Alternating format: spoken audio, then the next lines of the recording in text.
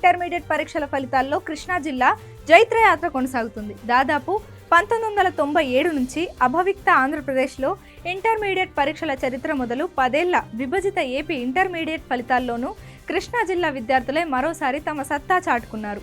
మరీ ముఖ్యంగా బాలికల అప్రతిహత యాత్ర కొనసాగుతుంది.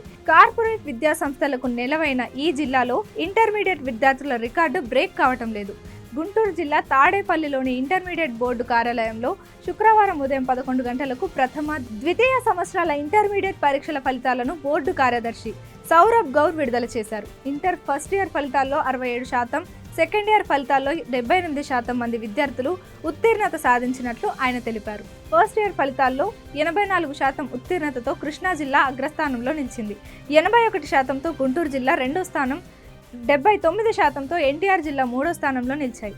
సెకండ్ ఇయర్ ఫలితాల్లోనూ కృష్ణా జిల్లానే టాప్లో నిలిచింది. 90% ఉత్తీర్ణతతో కృష్ణా జిల్లా ప్రథమ స్థానంలో ఉండగా 87%తో గుంటూరు, ఎన్టీఆర్ జిల్లాలు రెండో స్థానంలో, 84%తో విశాఖ జిల్లా మూడో స్థానంలో నిలిచాయి.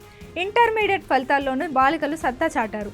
ఈ పరీక్షల్లో పాస్ కాలేని పిల్లలు ఆందోళన చెందాల్సిన అవసరం లేదన్నారు. పిల్లలకు ఈ ఫలితాల వల్ల భవిష్యత్తుపై ప్రభావితం కాదన్నారు. తల్లిదండ్రులు ఫలితాలు ఎలా ఉన్నా పిల్లలకు మద్దతుగా ఉండాలని సూచించారు. పరీక్షల ఫలితం కన్నా జీవితం చాలా గొప్పదని తెలిపారు. ఊహించని ఫలితాలు కారణంగా విద్యార్థులు క్షణికావేశంలో ఏమైనా చేసుకునే అవకాశం ఉందని, విద్యార్థులు, తల్లిదండ్రులు, కాలేజీ యాజమాన్యం వారికి మనోధైర్యం కల్పించాలని విద్యాశాఖ అధికారులు తెలిపారు.